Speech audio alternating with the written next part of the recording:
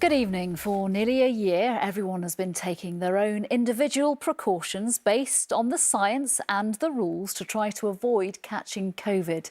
But now it seems 1.7 million people in England were more vulnerable than they realised. Letters are going out this week advising them to shield. They don't have a single serious risk factor like cancer or existing breathing problems, but they do have a combination of conditions that puts them in a higher risk group. For example, weight, ethnicity, age and living in a deprived area. Worrying though this reclassification is, it does at least mean that the under 70s among them who haven't yet had a vaccination will get bumped up the priority list. New strains of the virus are emerging all the time, some more worrying than others. The latest to be identified by scientists is similar to the UK variant, but with genetic changes also found in the South African one. So far, 42 cases have been identified. We've had a rare look inside the lab in Cambridge that's leading our efforts to keep track of the new variants involving in the UK or arriving from abroad.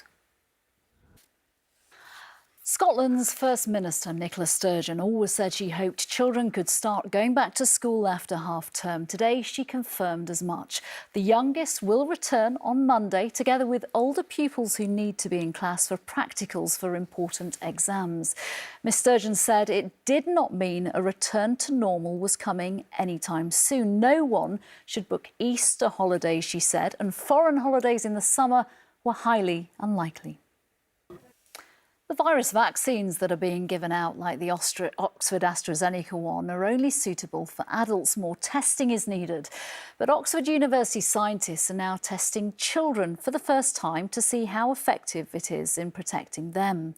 They already know younger school children generally don't get bad symptoms, but they want to check that the vaccine gives a good immune response for those children with health problems who might benefit from it.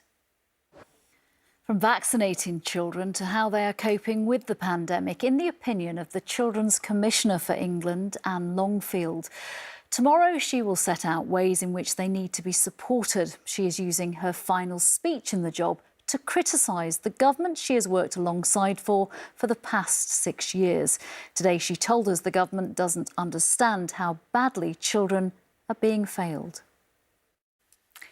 With EU countries lagging some way behind the UK in terms of vaccinations, you might have thought people there would have been keen to have any kind of jab. Not so.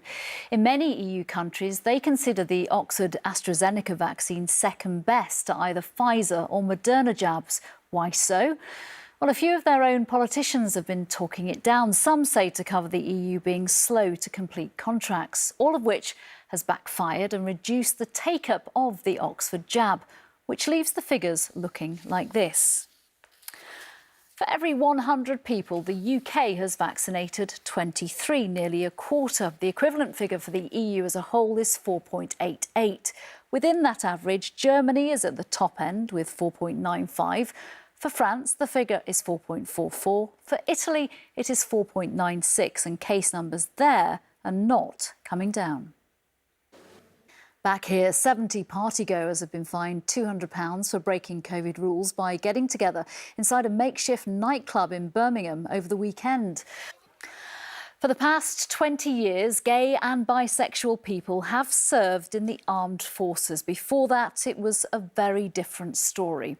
If they were found out, they were thrown out. If that wasn't bad enough, they had their medals taken away. Well, now the Ministry of Defence will let them claim them back, a righting of some of the wrongs perhaps.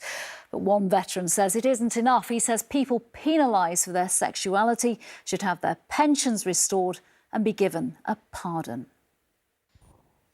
That is it tonight, so thanks for being with us and good night.